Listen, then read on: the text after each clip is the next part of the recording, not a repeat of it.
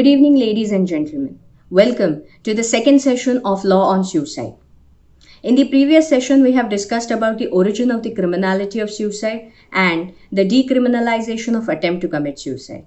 In today's session, we shall be exploring the law on abetment of suicide. Attempt to commit suicide and abetment of suicide are two distinct and separate offenses. Abetment, wherein the reformists have played a major role in decriminalizing the attempt to commit suicide by providing psychological and emotional help to the victims. Law has come down heavily on those people who have facilitated the abetment of suicide of another. This is so because in the first instance, the victim, as we may call him or her, is alive, and the problems that may have triggered the urge to take the extreme step can be addressed and resolved by proper treatment and care. However, in the second instance, the person is dead. He or she has traveled the distance to the point of no return. And this is the most distinctive point in both the offenses. Law punishes those people who have helped the victim to succeed in his or her attempt. Abetment of suicide is an indirect crime. It is also called as an assisted crime. For example, if a person pushes another in a well, he has committed a direct crime. He has committed a murder. But when a person provokes another to jump in the well, he has committed an indirect crime. For the purpose of our session, I have divided this topic of abetment of suicide in three parts. The first part would be dealing with the definition of abetment and the kinds of abetment. The second part would be dealing with the persons whose suicide could be abetted and punished. And the third part would be in respect of the evidence that is required for convicting an accused. Let us come to our first part, that is the definition of abetment. As per common dictionary, abetment is defined as to aid or to help or to assist. As per the legal dictionary, abetment is defined as to encourage, promote, provoke, induce, goad, coax, or even command another to commit a crime. Now, the question that comes to our mind is whether all kinds of encouragement can be said to be abetment. Suppose a person encourages another person who belongs to an economically weaker section of the society to educate himself or herself. Can this be said to be an abetment? No. Law contemplates that the encouragement has to be to do an illegal act. For example, if a person encourages a boy of a tender age to break in and commit theft, this encouragement is abetment, and the person who does so is called as an abettor. He is a facilitator who facilitates the crime. It is just like a relationship between a commissioner and his agent, wherein the commissioner directs the agent to do a particular act in a particular manner. The knowledge of the abettor of the implication of his action is very, very important in this kind of crime. There are three kinds of abetment which are recognized by law: abetment by instigation, abetment by conspiracy, and abetment by intentional aid. Abetment by instigation is where the person provokes, induces, goads another to commit the suicide. Abetment by conspiracy would be where minimum two people either act in a manner or do not act in a manner to facilitate the commission of crime. Abetment by intentional aid would be where actual facility is provided to the person to commit the crime. Let us elucidate these three kinds of abetment with an example. A person is informed that he is suffering from an incurable disease which would eventually lead to a painful death. The abettor then provokes or induces the person to act or to commit such an act which would rid him of the pain and which would make his end peaceful and quick. Here, the abettor is actually suggesting suicide as a quick getaway to the victim. This is an abetment of suicide by instigation. When two people are aware that the person does not suffer from any kind of disease, yet they remain silent.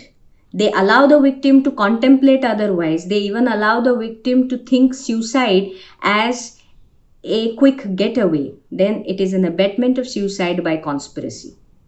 When the abetter actually provides some kind of medication to the victim, knowing fully well that overdose of this medication or even use of the medication without physician's consultation would be fatal, then it is an abetment of suicide by intentional aid. Now let us come to our second part of our session, that is the categories of persons who are recognized to commit suicide in law. The first category of person is a man or a woman above 18 years of age. Section 306 of the Indian Penal Code punishes the person who abets the suicide of a man or a woman, and the punishment is 10 years along with fine. The second category is minor who is below 18 years of age, an insane person or an idiot or an intoxicated person. The abetment of suicide of these persons is considered to be very serious because they are vulnerable to even slightest suggestion. They are incapable of contemplating the repercussions of their own actions. Section 305 of the Indian Penal Code punishes a person who abets the suicide of these persons, and it carries life imprisonment as the maximum punishment. The third category is married woman whose marriage is less than 7 years old. Domestic violence and abuse are a common factor in the Indian society. Often children witness their mothers and their sisters being abused by the elders of the society. Women are scoffed, their intelligence, their capacity are portrayed as a joke to be laughed at by all. Often we witness mothers telling their daughters that a regular thrashing by the husband or mother-in-law is very natural and they should accept it. It is a menace that has gripped our society and we are yet to get rid of. It is just a terrible plague that has gripped our Indian society. By taking the benefit of this platform, I must inform all the women, ladies, girls, that it is not normal to be shouted at or even beaten. Women are not born to be punching bags of the household. Even our Indian cinema has had the courage to make a movie wherein the protagonist was shown to take legal advice for being slapped by her husband in public. The lawmakers realized that it is very difficult to prove domestic violence and abuse of married women because most of these offenses are committed within the confines of four walls of the household.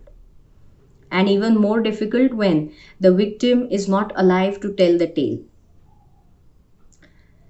And thus, a reverse burden was cast on the family of the husband as well as the husband, wherein the husband and his family had to prove otherwise, that they are not responsible for the suicide of a married woman which is committed within 7 years of her marriage. Our Indian penal statutes are based on a principle that an accused is innocent till he is proven guilty.